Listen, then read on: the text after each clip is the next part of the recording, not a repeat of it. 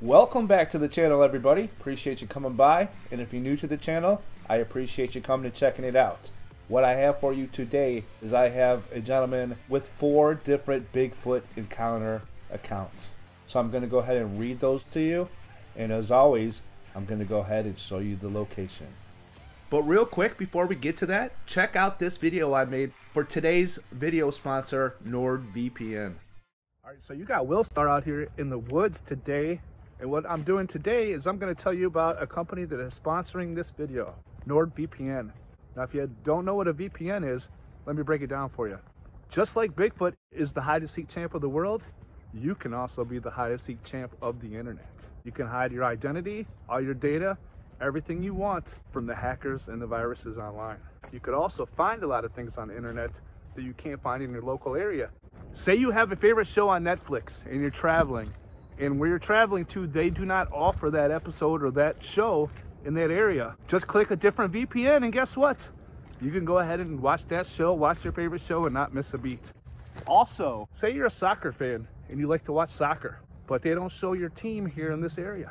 Guess what? Change your VPN. Voila, there's the soccer match you were looking for right there. NordVPN could also help you with travel.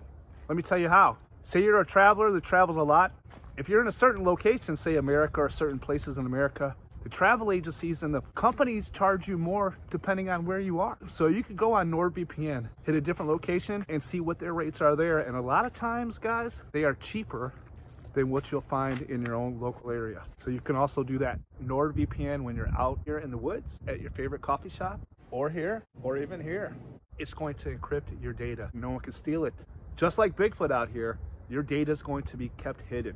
No one's going to be able to find it unless you want them to find it. Also, NordVPN is a really simple thing to use. It's basically giving you a hidden identity and when you're on the internet. You don't have to worry about people tracking you, looking at your personal data, or any of that stuff. All you have to do is click the little icon, choose a VPN, and then all of a sudden, anonymity. No one can find you, no one knows what you're doing, no one can watch your activity. VPN has a lot, and I mean a lot, of beneficial features. If you spend any time of your life on the internet, a VPN definitely is something to look into. And if you use my promo code and follow this link right here, NordVPN is going to hook you up. Just tell them Will Star sent you. All right, so now that I told you all about NordVPN and why you should get it and why it would be beneficial for you, go ahead and hit this link right here, and you guys can use my promo, and the link will also be in the description. Let's get to the video. I'm going to go ahead and show you this location. You see where the joint base is right there, and he talks about a place called Spanaway, and then he talks about the Roy Y. The Y is right there, and his encounter is basically right where it says 507 right there. So if we zoom on in there,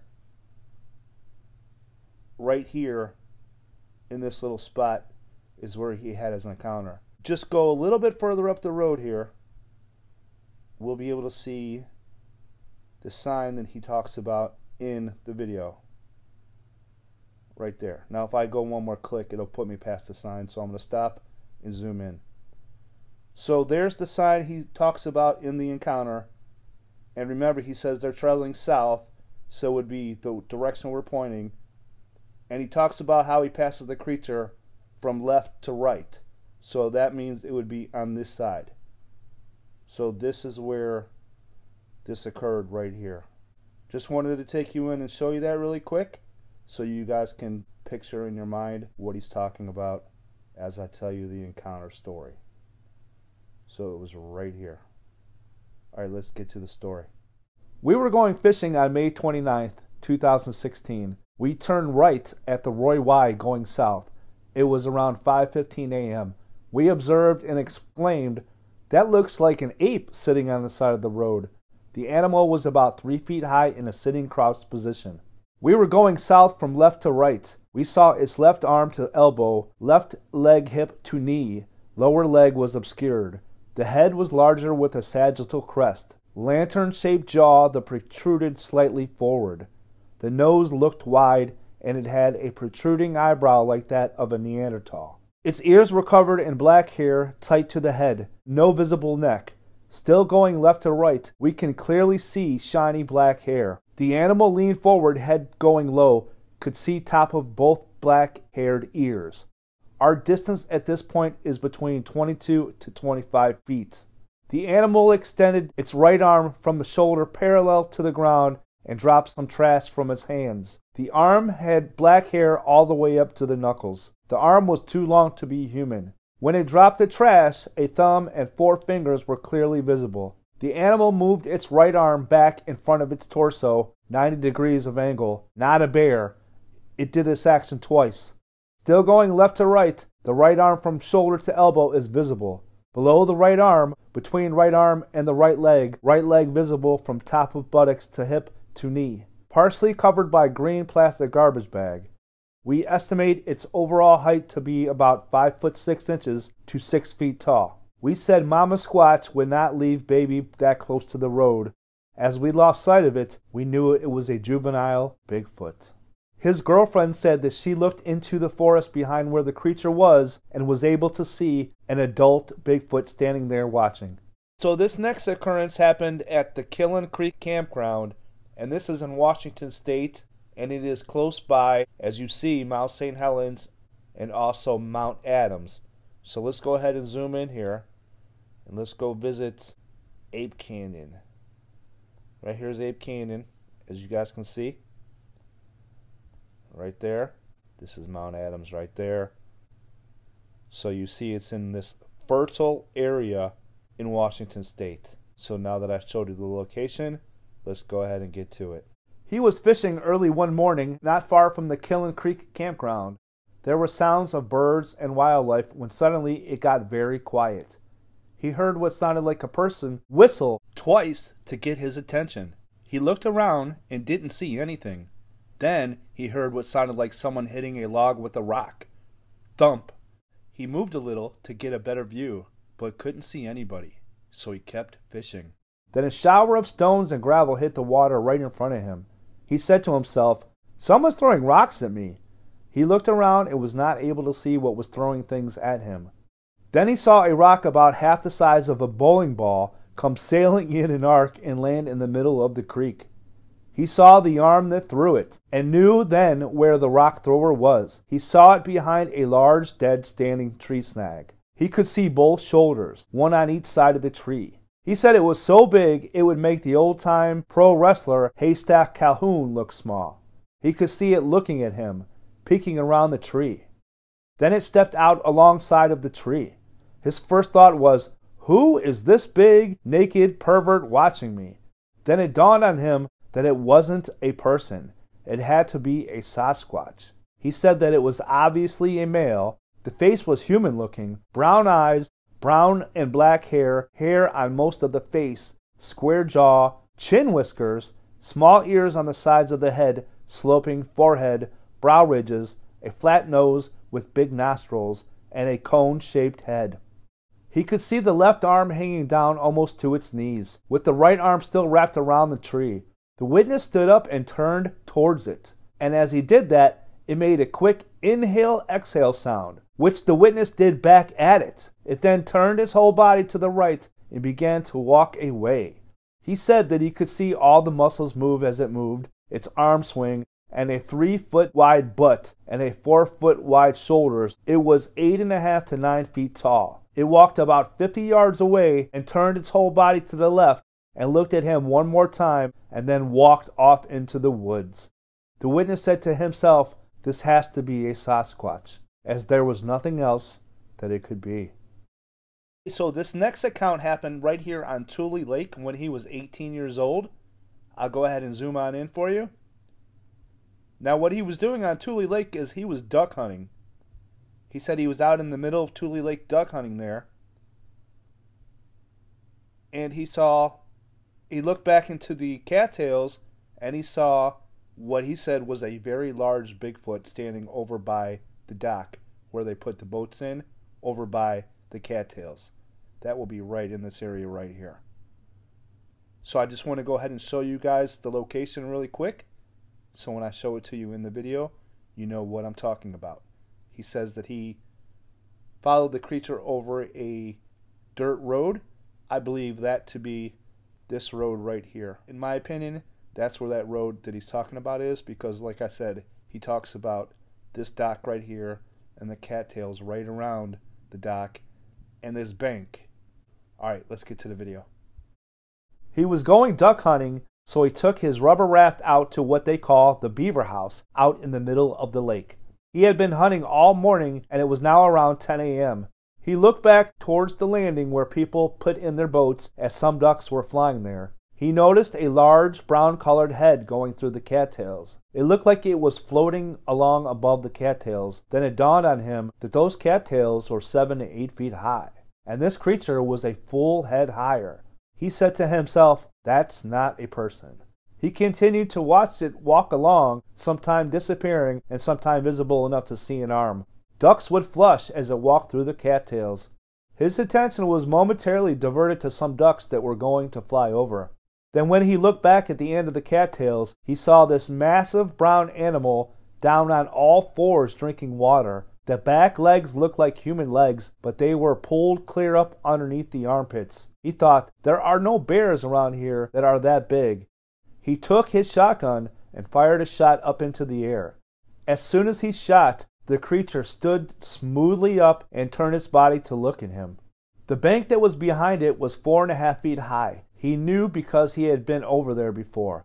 I asked how far away it was. He said 150 yards. The bank came up to its hips. He could see clearly that it was a male. It was looking right at him. Although he was not moving, he believes that it could see him. Then it turned its whole body to the right so that its left side was facing him. It put its hand on top of the bank and with its left foot stepped right up on top of the bank. With that, the witness thought, a person cannot make that step. He said that he could see the calf muscles, tendons, and butt as it stepped straight up to the top of the bank. He watched it walk away towards some Christmas tree-sized fir trees, which were about 6 to 9 feet tall. He observed that most of the trees were under its chin, but some were higher. Then a pickup truck was approaching on the road that parallels the lake. The creature turned, spotted the pickup truck, and dropped straight down. He could see it in a crouching position. After the pickup passed, it stood back up, looked in the direction that the truck had gone, and then walked out of sight into the woods. The witness said, I have got to see this. So he got into his raft and paddled over to the bank. He couldn't see footprints in the muddy water, but on top of the bank he could see a massive handprint. The handprint was twice the size of his hand. He could also see impressions where it stepped with the left foot and then the right foot. He paddled back to the landing, got in his car, and drove around to where he thought it would have crossed the dirt road. He found an 18 to 24-inch place that looked like someone had taken a dust mop and slapped it down on the road. He found a footprint on the side of the road, one in the middle and one on the other side. The mud from his feet fell off its foot at each step. He judged that it was every bit of 9 feet tall. Okay, for this next encounter, we're going to Lake Cushman here in Washington State. In this encounter, the gentleman and 3 other people went camping. There are 3 campgrounds around Lake Cushman. The one that fits the story the most is up here in the north. It's called the Staircase Campground. So when I tell you guys the story, I'm going to show you this area over here because this is the gulch that I believe that they're talking about in the story right there. Just wanted to show you the location. Let's get to this encounter. This next sighting was his most cherished and significant sighting. He commented that he felt he was blessed to be able to have this sighting. It was 1972 or 73. He was about 21 years old. There were 4 of them camping up by Lake Cushman. 2 were studying to be ministers. The other was his girlfriend, who would become his first wife. The first night they heard screaming like that of a woman screaming, and then another high-pitched scream, and that was followed by another scream howl that was deeper in tone. They were trying to figure out what it was. They were discussing what animal it might be. Then a woman came up and said that she thought that she had seen an ape up there earlier in the day. After further discussion, we decided that we would get up early in the morning and go up the old road that went up the hill alongside the lake and try to see what was there. There was a gulch up there with a stream running down it. So he got up early in the morning and walked up that old road. As he walked quietly up the road to where the gulch was, he heard mumbling from below him, as if someone was talking. He stood very still. He could tell that there were 2, as he could hear branches breaking, footsteps, and the talking back and forth. He said that he could hear H sounds. He paralleled them slowly, watching down the hill trying to see them. As the brush thinned out, he could see two blonde heads. One was small and one was big. He thought, blonde? The only thing that color of blonde is a grizzly, and there are no grizzlies in this area. As they moved, when a branch broke, they would be still. He knew that this was no human, as a human would always take that next step, which is a dead giveaway. When they stopped, he would stop. He could still hear the mumbling. When he got to a place where the dark shadows of the trees were across the road ahead of him, he saw a huge black form cross the road and disappear. He said to himself, "What was that?" He kept creeping up the road, and he could still hear the mumbling. When he got to a place where there were 3 trees and a stump along the road, he sat down, looking over the edge of the bank. He could see there were huckleberry bushes below him. He sat there very still and noticed a motion in the brush below him about 15 feet away. He shifted only his eyes towards it and saw 2 large brown eyes looking at him. They were about 8 to 10 inches apart. It had brown skin on its nose and a couple of wrinkles. He saw the eyes flick over and look at him, but he sat very still. He saw the blonde hair, and it was massive, on all 4s, foraging for berries. He just sat there watching. Then he sees this long blonde left arm reach out and grab a berry bush branch and strip the berries off with its mouth. The fingers were black. He realized that those were not gloves. He sat watching for a while. As the sun got a little higher, he brought his hands up to shield his eyes so he could still see it. When he did that, he noticed 15 feet away was this little doll-like face looking at him and holding his hands above its eyes just like he was doing. The little one was mimicking him. Eventually, the little one put his hand back down. The witness said out loud to it in a friendly tone of voice, "I see you." It popped its head back up to look at him, and it looked and looked and looked at him. Then the adult looked over towards him too. He avoided making direct eye contact. Most of the time, they were out of sight low in the brush, but he could see the heads from time to time. He noticed that they would very soon reach a place where the brush opened up, so he would be able to cut them off and see them clearly. So he slowly crept up and over to his right. When he kneeled back down looking over the edge, he suddenly heard to his right, whoop, bam, snap, as a 6 to 8 inch diameter tree broke and was slammed to the ground. He looked that way to see another huge black thing about 8 feet tall walking up the hill away from him. He stood up to get a better look. As he did that, out of the corner of his eye to the left, he saw the blonde one take about 10 steps down the hill. It stopped. Quartering towards him, he could see a 7.5 foot tall Sasquatch with large breasts, blonde, black hands, and black hair in genital area looking at him. He said that she would put Dolly Parton to shame. He said to himself, "This is a female Sasquatch." Then he asked himself, "Where is the little one?" So he looked down and it was still right close by. He said that it turned towards the female with its arms outstretched to its sides and ran down the hillside. It was about 4 feet tall. It ran right into a stump and vaulted over it, and then ran down and hid behind its mom. It then peeked out and looked at him. So he said, "I see you," in a friendly and playful tone. It then looked up at its mom, who made a little vocalization towards it. And then they both turned away and walked off down the hill. So he walked back to camp. The people there asked him, "Well, did you see anything?" He said, "Yes, but you wouldn't believe me if I told you." Alright, so there it is. Hope you guys enjoyed those encounters. To me, all of those details that this gentleman have makes it a little bit more trustworthy in my opinion. I like to hear stories like this where there's a lot of details. Gives it a little bit more credence. If you guys liked the video, you know what to do. I don't even need to tell you. If you're new to the channel, maybe I need to tell you what to do. Go ahead and hit that subscribe button. And hit that notification bell. That way you get alerted when I put out a video. If you guys like these kind of videos, you guys can go ahead and hit this playlist right here. And always remember, where there is a will star, there is definitely a way. And we will talk to you guys later. Take care.